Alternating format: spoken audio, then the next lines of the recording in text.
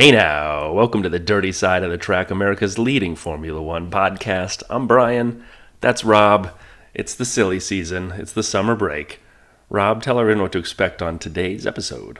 Well, today's episode is actually being recorded on Sunday because as we came into the off-season, Brian and I were thinking, hey, we can have a couple of weeks off now, we can get a couple of episodes in the bag, and then we can just kick back and pump them out on a Sunday. Doesn't look like silly season's going to offer us much this year, so let's just, if anything happens, we can kind of decide to record. If not, we've got the episodes in the bag.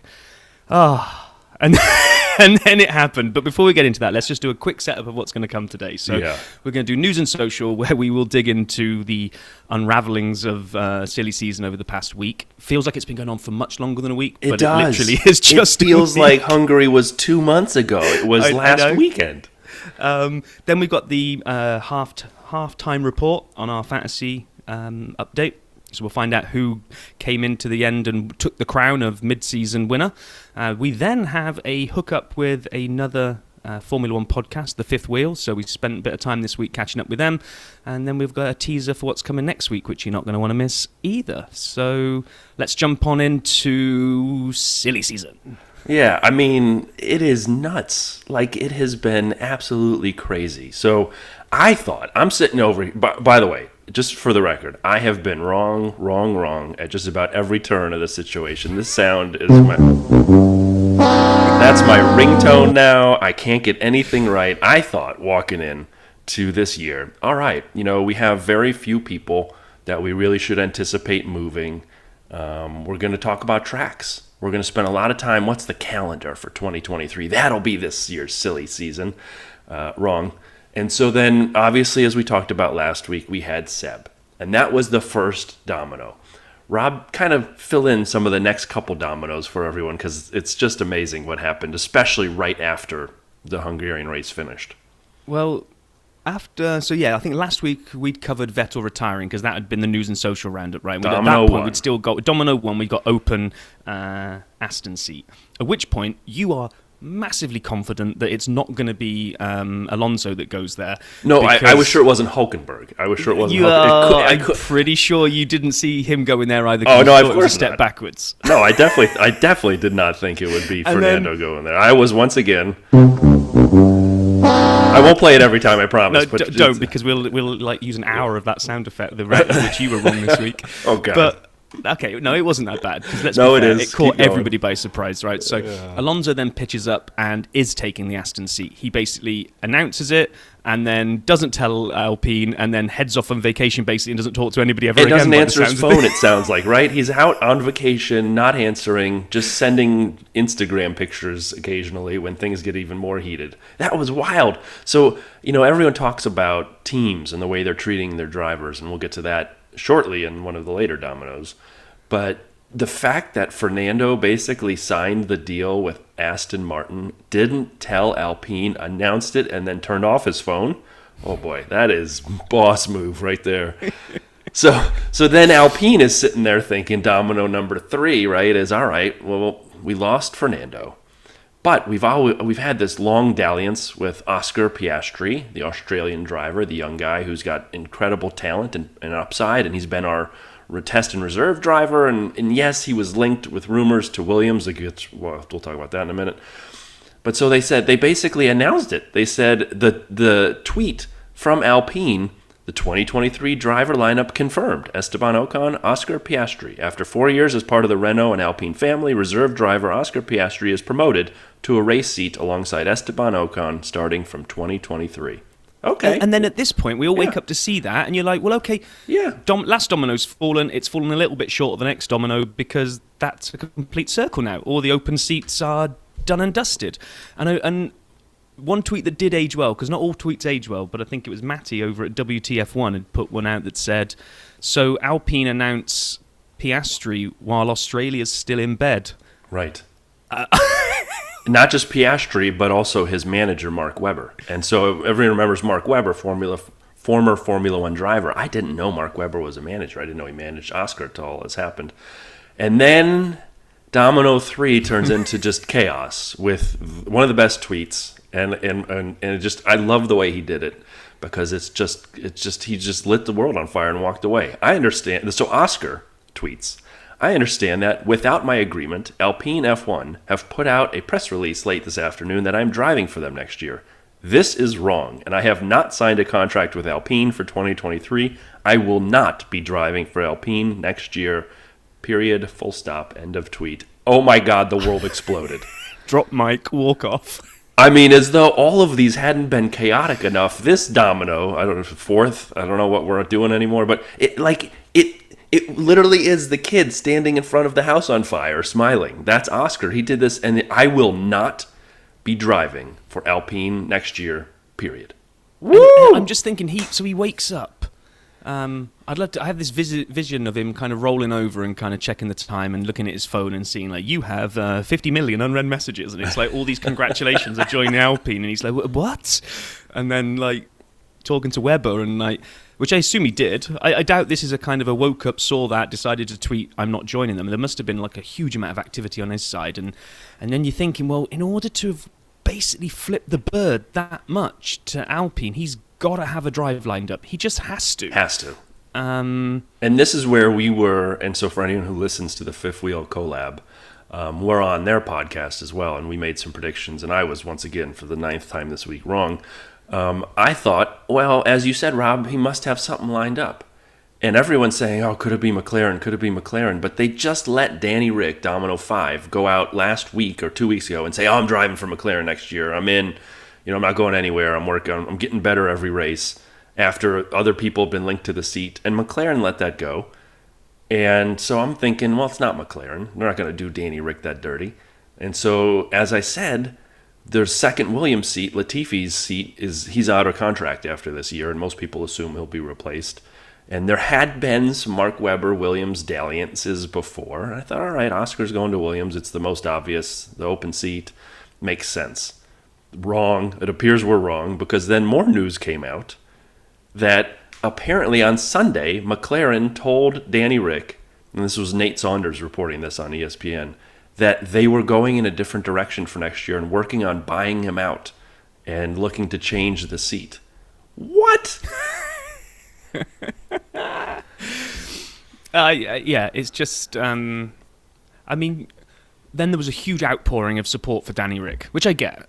The thing is that a lot of the outpouring is, but you've got to remember that he's had, like, the only victory for McLaren in, like, a gazillion years.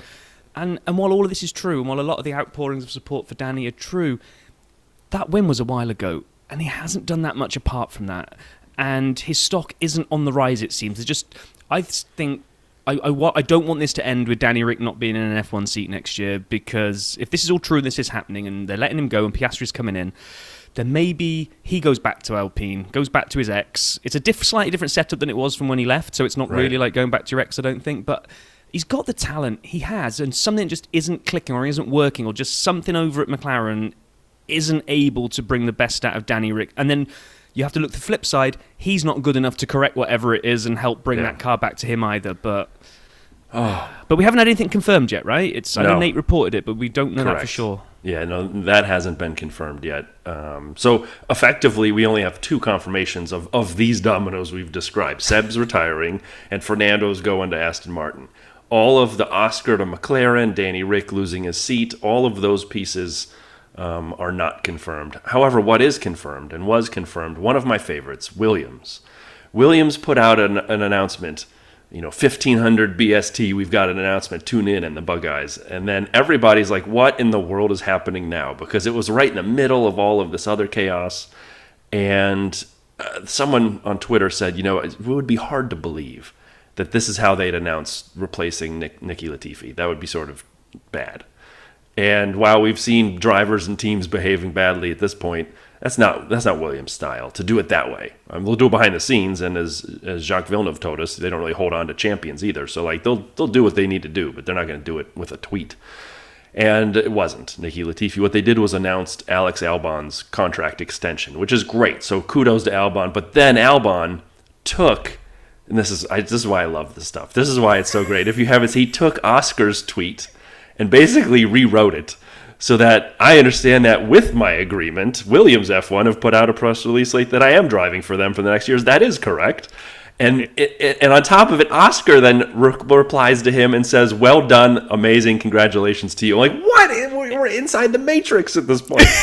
That was one of the best tweets ever. It was just pure genius. It was great, and I think all of this that's been going on literally all took place over about 48 to 72 hours. This is why I think it feels like Hungary is so long ago, because so much seemed to happen over such a short amount of time, and now it's all like everyone's having a breath. And I'm sure we've got more to come yet, because like we just said, those other pieces haven't been firmed up yet. So I guess we just wait, see what next week brings now, right? But that's probably all we know about silly season right now. At this point, yeah. There are still some contracts that need to be signed. We didn't talk about Mick. Haas kind of backed away from pushing hard to get him signed quickly. I don't think that means he's going anywhere necessarily, although I've been wrong at every turn. I'd say the opposite. I'd say the opposite. I think there was, while that Aston seat was open, I think Haas were maybe going to try to bolt Mick down quick, but under worry, because there was a lot of rumour that Seb was just having a word in Mick's ear, was going to get him to go over to Aston. I think with the Aston seat out of the way now, I think it puts the ball back in Haas's court, where they've got the upper hand in the negotiation. Yeah. So I don't think they're going to drop Mick. But what do we know? I mean, apparently they don't need to rush to secure him now. Correct, but apparently contracts don't mean anything if you're willing to buy someone out. True, because Danny Rick had a contract for next year. So Yuki is still, I believe, unsigned for next year. Nicky Latifi, Zhou Guanyu, and Mick are the four that don't have a contract for next year at this point. So those seats still aren't firmed up, but I don't know if we'll see any movement. But who knows what I know, because I know nothing. Anyway, so we have, moving on from silly season, there were a few other notes I wanted to highlight in the first half of the year. And one of them is around the most overtakes. But in order to do this, we need some stats music. And last week we had 2 submissions. Thank you to both of the folks who did those. Those are great. This week we have a new one as well. Rob, could you highlight who submitted this? Because there's actually a couple pieces to this one. Well, there is, but I'm going to really go into detail when we do the next part of this. So this was submitted by a guy called Andy Ellis back in the UK. He's in our fantasy league, and he's a musician, and he kind of sent us over this little Sapstat jingle.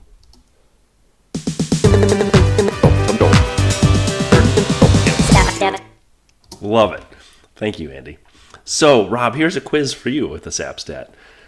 The 6 most positions gained, so overtakes, throughout the first half of the season, not surprisingly, are shared amongst 3 teams. So 3 teams own all 6 of the most overtake positions. I would like you to try to guess who the 3 teams are. Not the drivers. Just tell me the teams who have the most overtakes in the first half. And just thinking, again, I'm going to even help you a little. No, don't help me. Don't help me. I got an idea, and then you can help me if I really get wide of the mark. I'm going to go with Haas, Alpine, and Red Bull. Red Bull? Only because we had a couple of those races where they started from the back of the grid and had to make their way all the way to the front, so I wasn't quite sure how much weighting that would have. Alpine and Red Bull, those are all wrong. Oh, man. So now that you've knocked out 30% of the grid, do you want to give it a shot again? Now you got 3 out of 7. You got Jeez. Because the Haas boys were always qualifying pretty poorly and then making moves back forward again. And then okay. I mean, I'll give you a hint. Who has the least points this season? The team that's always at the back. They're going to have the most opportunities for overtakes. So yeah, but it's if you can say it's like Williams, and Aston Martin, those are 2 of them. They don't overtake anybody. They just rock around at the back. That's ridiculous. For all I know, they're overtaking each other. But anyway, so this is the worst stat you've ever come up with. No. Wait, well, here comes the good part. Here comes the good part. Can you name the 3rd team? It was surprising, the 3rd team to me. I don't know. Mercedes. Yes, Mercedes-Benz. So while you were completely guessing and wrong about everything, you're still going to get I don't deserve that. No, you don't. But I thought that's fascinating. So the most through the halfway point, Lance Stroll 47 overtakes, most positions gained, I should say. Seb 35, Alex Albon 35, and then George with 32 and Lewis with 29, and then Latifi closes out the top 6 with 27. So 3 teams make up the most positions gained throughout the year. Interestingly, Mercedes is one of them. So I thought that was kind of cool. And then one last stat. In next week's season review, you'll hear us talk about Max a little bit and some of the Max stats about what an amazing year he's having. And with all the chaos of silly season and the better following and the Ferrari implosions, I don't know if we've given Max enough credit. But so far, this season, we are seeing an historic win percentage by Max. In the history of Formula One, the highest season win percentage, Alberto Ascari, 1952 for Ferrari. Ascari had a 75% win percentage. And then there's a handful of other ones you might expect after that. Schumacher and his great run in 04, he had a 72.2% wins in a year. The great Jim Clark, who we've done a Veil's Tales about, 1963 for Lotus, 70%. Seb in his fourth championship winning season in 13. For Red Bull, he had 68.4% wins on the year. Fangio, who we also did, Juan Manuel Fangio, we also did Veil's Tales about 1954. He had a 66.7, so 2/3. Lewis Hamilton in 2020, 64.7. But then here's where it gets really interesting, is Verstappen is next. This year, Max Verstappen, we know he's good, and we know he's won a lot. He's won 61.5% of the races. That makes him 7th all-time in win percentage in a season at this point. So he's on the verge of doing something amazing. And I don't know who's getting in his way in the second half. I haven't seen a contender step up. Mercedes may be a little better. Ferrari, if they can get their act together. But Max, like I said, it's a surprise when he doesn't win at this point. Yeah, no, that is amazing. Unless someone starts challenging, then you can see him winning a big chunk of what's remaining. And although, having said that, if he wins 2/3 of what's left, he isn't going to move that needle much. He's going to come out at about 2/3. He's going to be about 66%, right? So he is still going to need to do something special in the second half. But if he just, I don't see him. Ferrari took more off him at the beginning of this season because of how good they were, and before their strategy people woke up and started messing with things. So yeah, that's going to be insane. But anyway, those are your two stats for the week, right? Yep. Okay, so Andy sent us in that SAP Stats tune, and it was great. And then he sent me another one that said, oh, by the way, I did a 12-inch version of this as well. And then he proceeded to send us another clip. Do you want to set it up at all or no? Just play it. It's genius. Sandwich. Someone messing bread on the sides of his face, and they put Mercedes emblems on each piece of bread, and they wrote a Mercedes sandwich. No. And they wrote a Mercedes sandwich. No. If you take peanut butter and jelly, it's not bread sandwich. Thing in the middle, it's not bread sandwich. No. The meat, No. chicken salad, ham, bologna, turkey, tuna, cheese. I don't care. That's what the sandwich is called. That's what the sandwich is called. You cannot call it a Mercedes CC sandwich. No.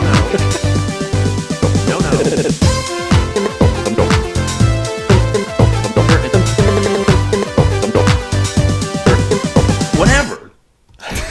That may be the greatest thing I've ever heard.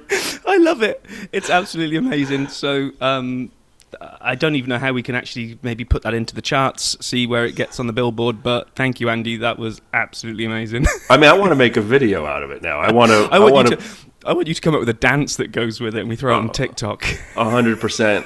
And then we need to put it everywhere. That is tremendous. So just for everyone's benefit, a couple weeks ago, if you remember, Lando qualified like 5th in between George and Lewis and George, whatever.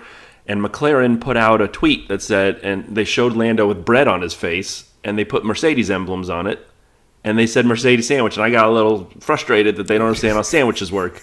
Because you don't name it after the bread, name it after the meat.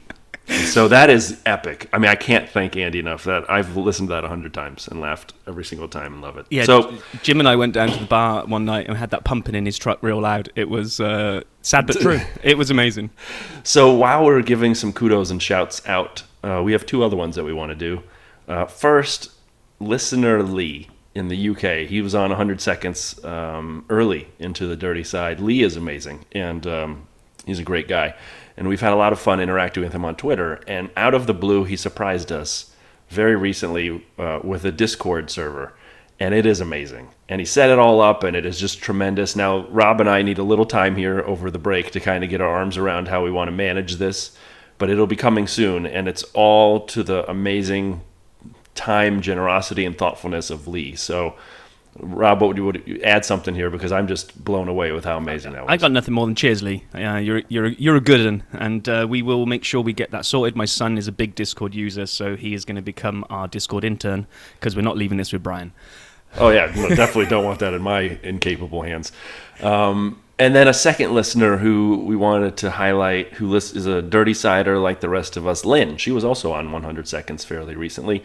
And Lynn made it to the Montreal GP this year, and she had a great time and was thoughtful, kind, and amazing, and said, you know what, we're unable to make it next year, her and her husband, and said, would you two want to take the seats for a year? And we said, of course, thank you. And so we will be going, Rob and I, we're waiting on the calendar dates to make sure we can confirm, but we're planning on attending the Canadian GP next year in Montreal. I know. I can't tell you how excited I am. I'm trying not to get excited yet because, calendar hasn't been announced. The one thing that, if it's around the same time that could clash with, is my son's high school graduation. So I'm just praying beyond praying that the calendar is kind to us. And as long as it is, we're off to Canada, baby. First of all, have your wife hold up the phone and be on FaceTime is what I'd recommend. No, but so Lynn, a shout out to you. That's amazing, thoughtful, and kind, and you are just too nice. And so thank you for that. And so JP, we'd been going back and forth on who was going to make it another Dirty Cider to GP first, and so we'll be going to Canada, but we don't know when that is. So we'll see when it happens. And then just a couple quick items on videos that came out this week. We've done a lot on social because of the silly season. Formula One dropped the world's shortest driver's challenge. In the middle of this, with no races, we need content, and they gave us 2 minutes worth. Like, come on, man. You couldn't have extended this a little bit, given us some outtakes, but they had F1 drivers drawing t-shirts, and you should go check it out. It is, just watch Yuki's. If you guys haven't seen it, it's on the F1 channel. F1 drivers design t-shirts. Yuki's is amazing. WTF1, and I know what, Rob? This is a fantastic video, and I commented it on Twitter. I said it was both hilarious but a knife through the heart in the same manner, because it's basically Matt's journey from the beginning of the season to the mid-season point, and you can there's a clip on it where he stands up. Where he stands up. It's when Charles goes onto the hards, I think it is, and they're doing the live race cast, him and Tommy, and he just rips his headphones off and just stands up and goes, "Look how slow he is, Tommy! Look how slow!" and just rants off. And that was pretty much every Ferrari fan in the world at that point. But it's a great watch. Yeah, it's on WTF1.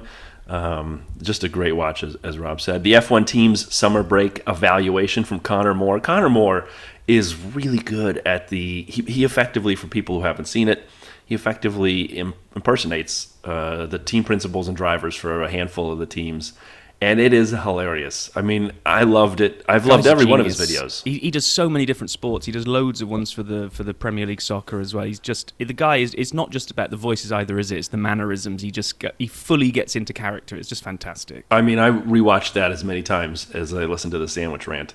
And then McLaren not wanting to be out McLarened in the middle of being mean to Danny Rick put out their unboxed Hungary video, Hungary for more. It was not good. Don't watch it. And then Charles did a video, 24 hours in Monaco, day in the life, Charles Leclerc channel. Yeah, I watched it. Was I envious the entire time? Maybe. But go check it out. It is a good way to see how a driver lives, and on an off day. So those would be my notes. No, I think that's a bumper edition of News and Social, but for good reason. So I think before we just go over and listen to when we caught up with the guys over at Fifth Wheel, we need an announcement. We need to do our halfway fantasy update, right, Brian? We should. And since we recorded early last week, we didn't even have the Hungary results, and I want to make sure that those folks get the appropriate attention from last week, because it was an amazing week. So Cruz R in the Cruz seat. 268 points at Hungary. Used a Mega Drive, but that is amazing. Over 100 points in front of the second place finisher, Red Bolino, Balotelli 21, and then Vroom-Stappen, Stephen Yu, right behind, a point behind, and then Abby W, a point behind Stephen with Team 1, and then finally in the top 5, Cy M, safe bet. Cy, we've talked about you a couple times already this season, really doing well. 5th place, and it was pretty close from there on in. But for the season, let's see where everybody finished. We should start this off. We'll Maybe start not off. everybody. Maybe let's do a top 10 countdown. Yes, that's what I meant. Thank you. And I'll start. Number 10. I haven't got it up in front of me, so you're going to have to do all 10. You don't have it? I don't have it, no. Alrighty then. This is your baby. You can do the top 10. So Renato with Flying Hakkinen in 10th. Amazing job, Renato, having been on the 100 Seconds. Vance J, Team 1, in 9th. Abby W, who we just talked about, in 8th with Team 1. Carrie H, Team 1, in 7th. Edward Jason S with Gunnar Stroud. We've mentioned Edward's team a bunch, in 6th. I just mentioned Red Bolino, Balotelli 21, in 5th. Tomas H with, I can't do this, man. I've tried before, I'm sorry. Nazrak Nedamnik in 4th. Roman M, Rampuri F1 team in 3rd. And then in 2nd, it is Clown, who's gotten everything wrong all week, Brian S, Team Sap. And then in 1st, Andrew T, Alpha Taylor. Andrew T dominated. And we were trading some notes. I'm fairly certain Andrew and I were trading notes on Twitter, and he finished, get this, 31st in the world. Out of 1.5 million people, Andrew T, who won our first half league, Alpha Taylor, 31st in the world. So, for everybody who finished behind Andrew T, don't feel bad. We lost to one of the best in this first half. So, Andrew, I'll reach out. We'll get you a prize here shortly. And everyone keep playing hard because there's a points for and a prize for the overall championship. And we will probably send Andrew a note and say, hey, if you win the overall, you'll be the winner, but the prize will go to the next person so that we can spread the love a little bit. Oh man, you were already considering him the equivalent of Max in our championship, right? No, I'm just saying, I don't want anyone to give up. There's still more prizes coming out there. Well, this week we've been busy, actually. We've sat down twice and recorded content so that we can have a little bit of a break as well. And first up, you're going to hear when we got together with the guys over at the Fifth Wheel podcast. And if you then stay tuned for after that, you'll hear who we caught up with for next week's episode when we give you a preview there. Okay, this week it's our pleasure to welcome to the dirty side of the track another podcast, which is a first for us. So welcome to the dirty side, Andrew and Achintia from the Fifth Wheel podcast. Let's go. Yeah, happy to be here. Welcome, fellas. This is amazing. So Very excited. I'm curious, right? As one sort of American-based F1 podcast to another who started fairly recently, like how did you guys get started? What was kind of the mindset and the thought to say, you know what? We need a podcast. So I think we all got into F1 in different ways. I'm going to start first because I think I got into it before everybody else on the podcast, but we all kind of came together. Yeah, so I started watching Drive to Survive Season 1, and we all are huge fans of Top Gear. I think half our show is just like an homage to Top Gear. Yeah, yes. I mean, like even our intro is like that's just Top Gear is what it is. But yeah, we got into it. I started watching. I was like, I remember Daniel Ricciardo was on Grand Tour. I remember he had the fastest lap. Like, what's going on with him? So I started watching, got really into it, and I started watching the 2019 season. I remember seeing Daniel Ricciardo snap off his front wing in Australia. I was watching on my phone the illegal stream, with like the little cat that's like, dancing. I don't know if y'all ever had to resort to that, but I was there before F1 TV, all this stuff. So I watched the first season by myself in my like fraternity house, room, in bed on my phone. And I started getting into it and I was like, oh, this is kind of cool. And so I started watching more and more and slowly started telling people, and everyone's like, F1, like who cares, right? It's a European sport, Formula One, as people were saying, it's kind of hard to get over what Talladega Nights did years and years ago to the F1. Formula Yeah, exactly. There you go. You got it. So around season 2, Drive to Survive, I started convincing more and more people to watch. And we all, at this point, we all knew each other as engineers, but I don't think we had like a super close friend group. We didn't have a group chat or anything. And we all just happened to kind of come together our senior year, and we all sat in what we call the bullpen. And so we just kind of took over this area in our engineering school, and we all just sat together. And one day I remember looking, I was like, guys, y'all like F1? And Jay Wright, of all people, who's our Gasly fan, the guy probably with the worst takes. No offense, Jay. Actually, full offense. I don't care if he's listening. That's in his bio on your website too, by the way. Yeah, it is actually. I wrote those bios. So he was like, "Yeah, I watched How to Survive," and I think he'd watched part of the season, and so we got into it. And this was a 2021 season, and we really got into it from there. So Andrew, if you want to take it over from there, I mean, talk about the brunches, talk about it all. Oh, all right. Yeah, you got to lead into that. There's only one reason that I watched the 2021 F1 season, and that's because Ace was our friend who we did engineering school with, and he was like, "Hey guys, I am going to cook this absolutely massive spread of food.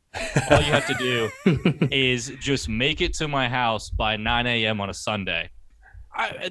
That's like without the draw of this spread of insane amount of delicious food, because Ace is a fantastic cook as well. Oh, right back at you, man.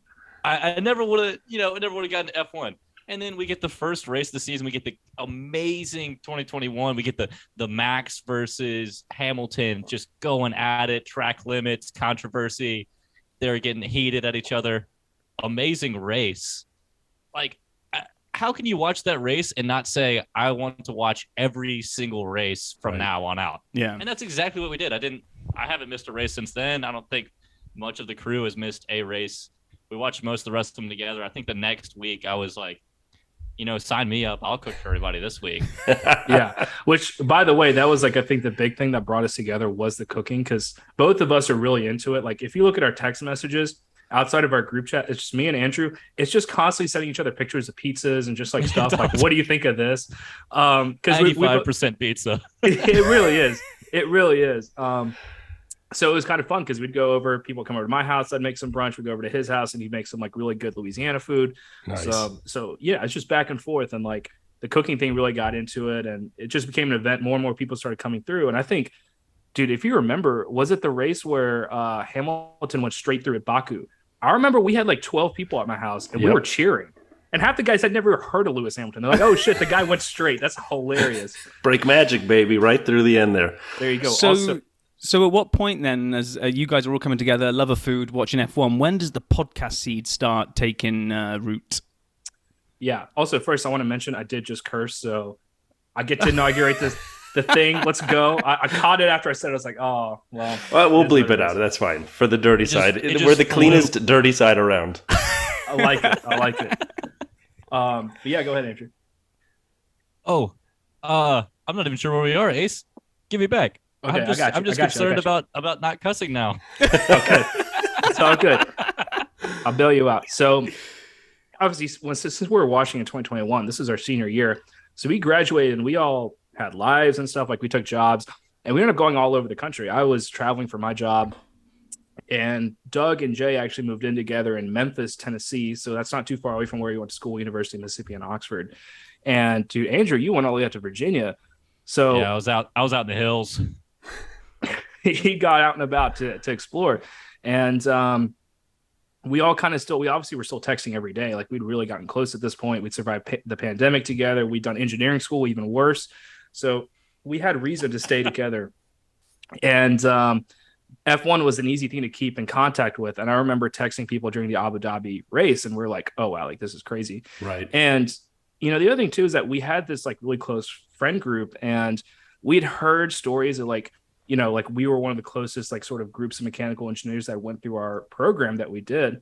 So we knew that we had like a really close friend group, something special going on here.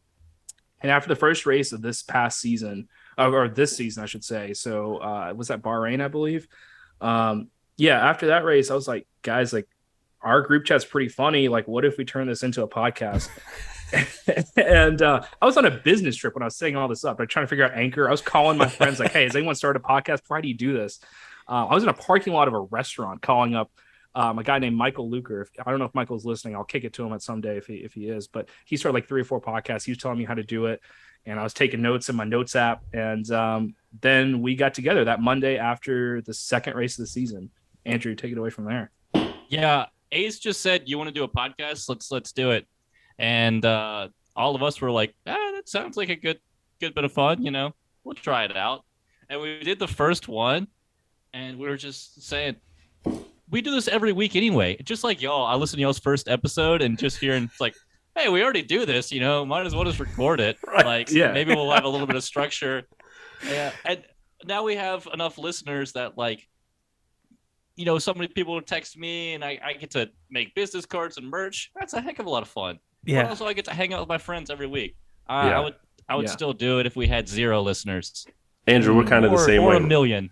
Exactly. Rob and I have always said if we had 10 or 20 listeners, we would still do this because we actually work together. And we used to just start every meeting on Mondays talking about F1. I'm like, why aren't we just doing this on a podcast? Now, the difference for us that our listeners may not know is I don't know how to make anything in the kitchen outside of the microwave. And so it's not a food text, but for us it is beverages. And I know we've brought you guys into the beveraged podcast approach. Yes, sir. Absolutely. And Let's so I go appreciate cheers. that. Yeah, let's get a cheers going. There we go. Cheers, guys. Yeah. Not Oh, you can yeah. see mine with my virtual background, but there is a beer there, I promise. And Yeah, I I'm mean, we've had high some- class over here, high class. We've had we tried to get the pods out as soon as we can after the race on Sunday because obviously it's time sensitive and we've got the day jobs as the week kicks in. But we've had some late nighters on a Monday night when we were scrambling, and let's just put it this way: some 11 p.m. recordings. If you listen back to them, I think we might be a little sauced up at that point because.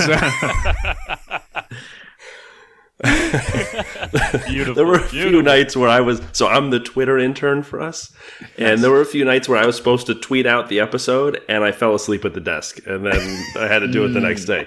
But anyway, so then I guess, it's a fascinating way to get started. And I love the love of food bringing you guys together and then into F1. And as, fans from the Drive to Survive era, I guess I would have a non-podcast question kind of getting into some of the racing. So focusing on 22, right, so far this season, for both of you, what's been your favorite either moment or race so far in 22? I'd just love your perspectives.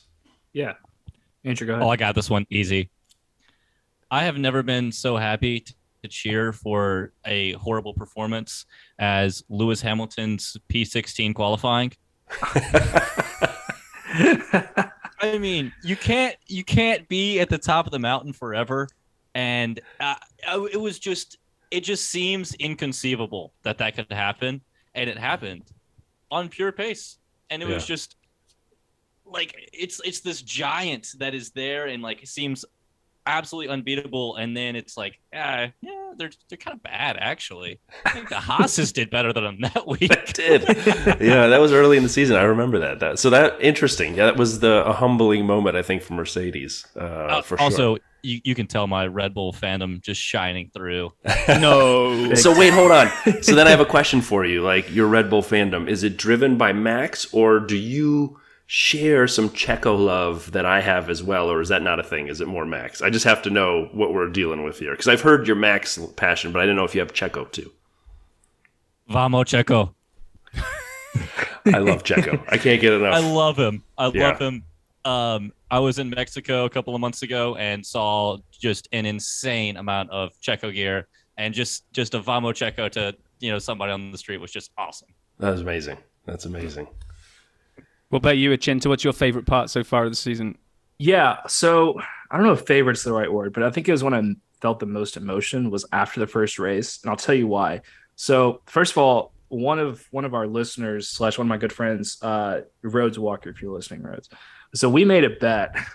We made a bet about where McLaren and Ferrari would finish the season, and I thought that Daniel Ricciardo was going to come back and just wipe the board clean. This car was going to fit him so well. And that wasn't what happened. I think he finished like P16, P17. Like he finished really far back, and so did Lando. So, and the result was like we had our bet set where if I won, he had to get a neck tattoo that says Forza Ferrari. Oh, man. And the thing is, he's about to get married, and he's actually going to the beach for his honeymoon, or he's going to Puerto Rico, I think. And I was talking to his fiance, and she's like, "I hope you win, so that he has to take his, pictures for our honeymoon with that on his collarbone." Unfortunately, I think I have to get. Sorry, no, I have it backwards. I think mine was Forza Ferrari. His was something about Lando. I think it was like "I Heart Lando" on the collar. And I mean, I think Andrew, Rhodes, he's a guy that would not get an actual tattoo, so he made it like non-permanent. So on the one hand, I was pretty sad about that, but on the other hand, I actually do like Ferrari. Like that's my team. My driver is Daniel Ricciardo, and I was waiting for Daniel to get signed up to Ferrari, and that obviously didn't happen. They took Sainz instead. But we always tell Ace that like he has disappointment in his McLaren fandom, so then he cheers for Ferrari, and if like Ferrari's doing bad, I don't know, maybe it's an Alpine week for him. Oh no. Yeah, no. He always finds a silver lining. I try and find something, and if not, I'll just rant. So it's one or the other. But I thought, I might be witnessing history. Like Ferrari's going to win a championship. Charles Leclerc is going to win it. This is huge. So I was riding that high. I think I posted on my story, I'm choosing happiness. That's what I said. Little did I know. So it's only gone downhill from there. But that was one of my favorite moments, I think, is watching that race. Also, that's, when we started talking about podcasts. So, I think what was it happiness or hope in general that was a dunce of the week? Was like a couple weeks ago. Yeah, that was my dunce of the week. The emotions known as happiness and hope, because I have neither of them right now. Yeah, not a single Ferrari fan does at this point. And you're right. I loved the second week of the year in Saudi Arabia. The Max and Charles back and forth at the front was unbelievably good. And I know you both kind of referenced it. Yeah, so good. Like, it was different than the year prior, I think partially because of the way the cars can follow, but also because it's a different set of drivers. And there was earlier in the year, and I actually feel like Max has matured a lot since becoming the world champion personally. Absolutely, and yeah. I mean, it's fun to watch him dominate. Coming from 10th to lead by 10 seconds this last week was epic. And I don't think it gets enough credit because of Ferrari's mess-ups with strategy kind of taking away from what he did, which was tremendous. So anyway, I thought that second race of the season set off an amazing 22-2. So I love the fact that both you guys kind of referenced that.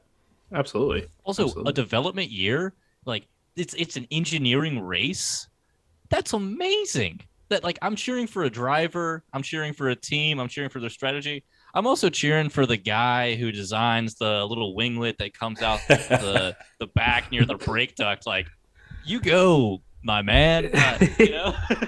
It's funny you mentioned that piece, because I was going to kind of ask is we spent a lot of time building up to the new regs before a race had started, and we kind of had all our hopes pinned. I mean, we weren't going to get tattoos on our body if it didn't happen, but we had all these hopes pinned on the new regs giving us closer racing, and we've got our view. We kind of think it has. What do you guys think? Are we just seeing things through a different lens and forcing ourselves to believe things are better, or would you agree that kind of these cars are just giving us so much closer racing?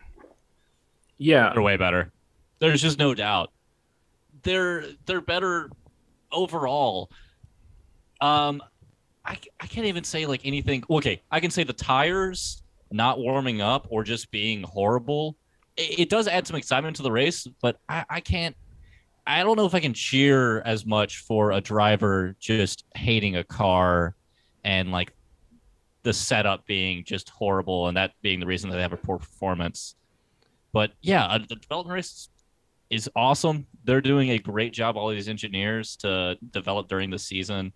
And we see better racing. We saw 5 cars wide, all battling for one place. Yeah. That's amazing. And it was like 7th place too. It wasn't like it was, it's just like a random position. I think it is overall, like, I think we've got a lot closer racing, and that's fantastic. But I do wish that it wasn't just Ferrari, Mercedes, or Ferrari and Red Bull really pushing for wins right now. Obviously, Mercedes, I think they'll be coming back in the second half of the season. They're going to be up there. But really, that just takes us back to what 2017, 2018 F1 was like, which was good, after 2020, where Mercedes just ran away with it. And last year, where it was just between really Mercedes and Red Bull. Yeah, I mean, if we can see kind of, I agree. Like we were coming into this season with this like utopia that it's all going to be like 7 or 8 teams all challenging for wins, and the new regs is going to be a real equalizer. But as always happens, a couple of teams always get the regs right, and some teams get it wrong. I don't think any of us ever thought that Mercedes would be one of the ones getting it wrong and falling so far behind. So in a way, yeah, we've only got 2 challenging, but at least it's someone. At least it's, well, I was going to say at least it's Ferrari, but I can't go back to that pain of where they are right now. But at least it's different teams, right? And I think other teams are starting to close the gap. And I'm just so happy this year we haven't heard the commentary team having to say, well, we're in a phase of the race now where they're having to back off and save their tyres before they go on the next attack phase. They just seem to be able to stay behind them for as long as they're able to stay behind them before they either pit or make the overtake. I mean, it's just, I'm loving it. The challenge for me is I can get a little greedy. And so when we take our notes during the race, whenever I reach a point where everybody is outside DRS, so the intervals are all above a second, and you get 2 or 3 laps of that, I inevitably write into the notes, we hit a lull. And Rob gets so pissed at me. He's like, we didn't hit a lull. The racing is so much better this year than in years prior. And to me, that's when I'm like, like maybe I should send a tweet out. And so we've had few of those this year, fortunately. But yeah, like you said, I think the development has really been positive for F1 so far this year. Yeah. And I would also say the new tires, they just don't know how they perform. And we saw that last week with Ferrari. Jesus, hard tires. Hard tires like a big brick. It's a big brick. Someone said it was like concrete wheels they were rolling on, is how much grip they were getting off of them. I think that's what they were saying in the paddock anyways. But like, yeah, I think also too, I actually think next year is going to be even more interesting because now that we've had 1 year of these regs and people know what does and doesn't work, and we've got development all over the place, like I think it'll be even closer next year. So I'm really excited for that too. Right now, I think we're getting a lot of safety cars from from people having engines blow up or whatever. And so that's contributed a lot to the not red flags, but on the safety cars, which has kind of brought the cars back closer together whenever those lulls do happen. But no, I think between that and also I'm just curious to see how the cost cap's going to hit people towards the end of the season, because that might change some things. Yeah, there was a whole bunch of stuff flying around, mainly from Horner not long ago, kind of going, I'm not even sure that all the teams will be able to finish the season. And I'm kind of thinking that's a little bit of theatre on his part to try and put some pressure on the FIA to relax the cost cap. But it does make you wonder, like, if certain teams have blown all their development budget early on to get a kind of an advantage at the beginning, does everyone else start catching up? Is that what Mercedes are doing at the moment? If we can get Mercedes joining the group and one other, whether it's McLaren, Alpine, or whoever, if we can suddenly get 4-way battles for the lead, that will just be phenomenal. I'm not sure we'll get there by the end of this season, but I'm with you. I think next year could be even closer. Yeah, absolutely. But here's the big question, because we've got to hit it. Yeah. So we've done half the season essentially. We're going into the summer break. We'll come to silly season in a minute, but predictions for going forward. My favorite team, Ferrari. Can they manage their own way out? Get out of their own way, and actually not make stupid decisions for the rest of the season, or are they just doomed? They're doomed. Yeah, I think that's all I have to say. They're doomed. And they'll just keep going further and further into a spiral of horribleness.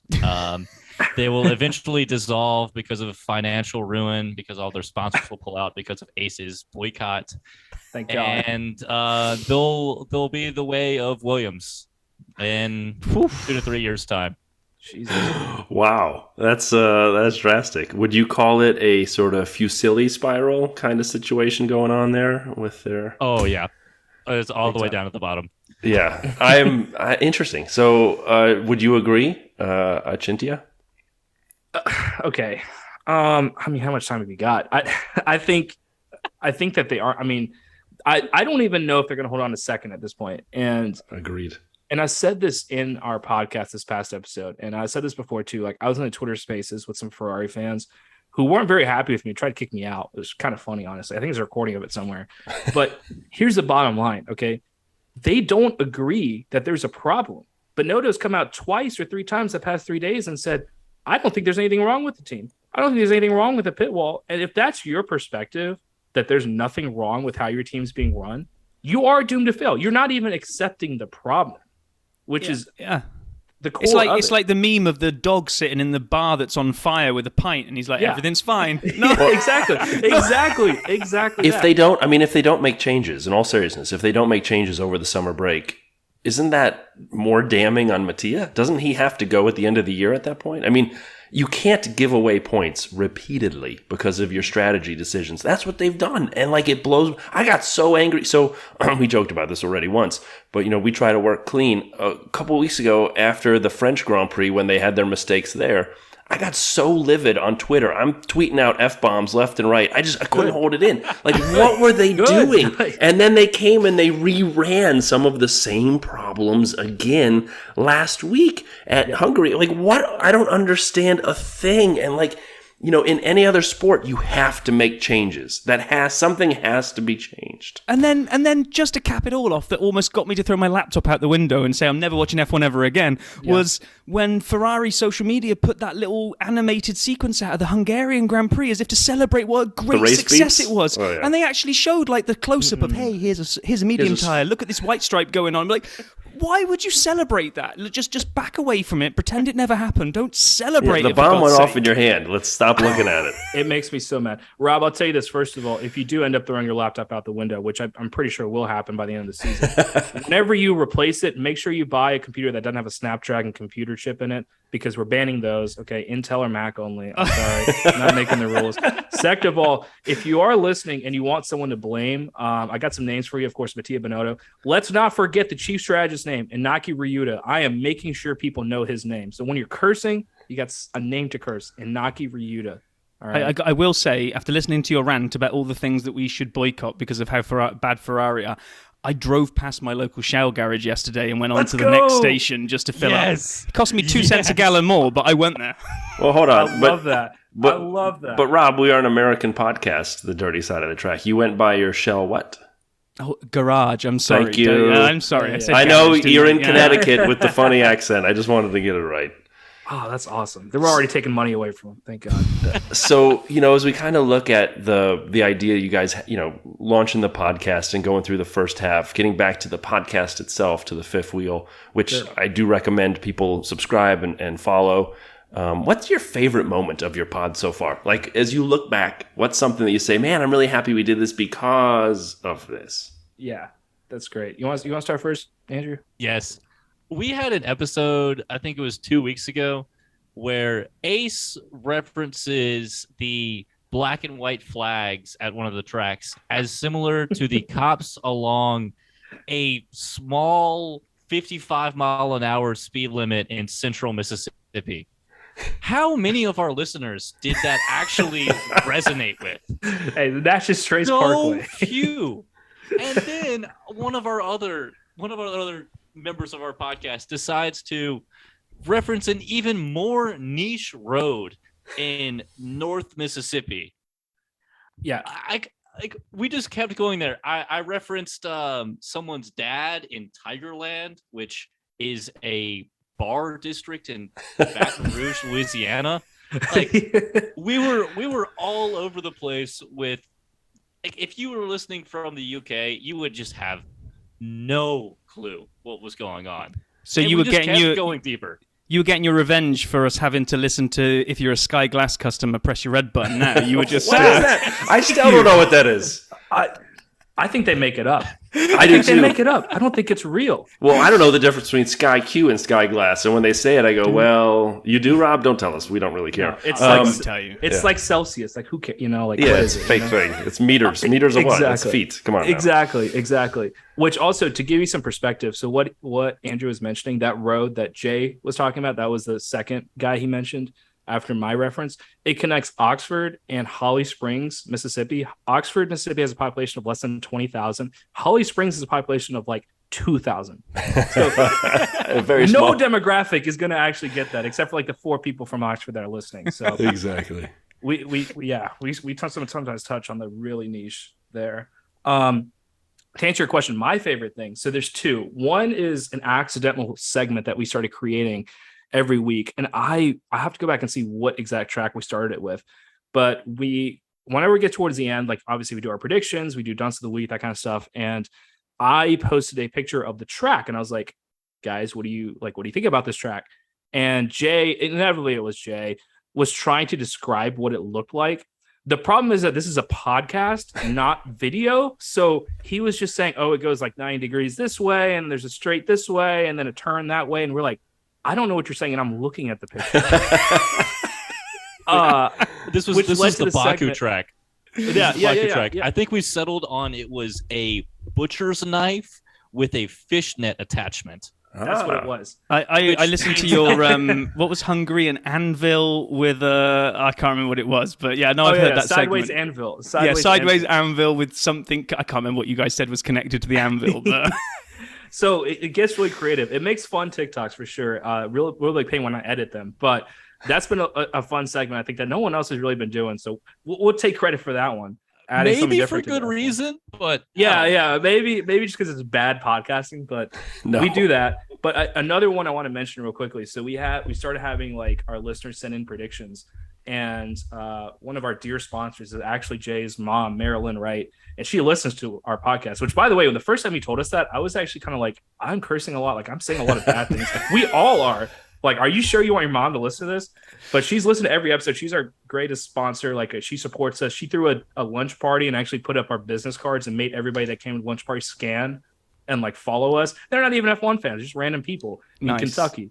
But she sent in some predictions last week, and she got every single one of them right. She got every podium prediction right. No. Yeah, first, second, third, all of it. Now, we have a rule where if you get those 3 predictions and the bold prediction that's attached to it, you get to come on our podcast and take someone's spot. So 2 weeks ago, we actually had someone do that. Ethan Hassett, who's one of our good friends, he took over Andrew's spot. It was tough. Yeah, Andrew got kicked off, which is hilarious. It, made a better episode, honestly. I think the ratings are there, too. No, I'm kidding. Maybe. But so Miss Wright got all 3 of them right. The only last point was to make the bold prediction correct. And her bold prediction, and this is for the last race, Hungary. was that I would be happy about how Ferrari did.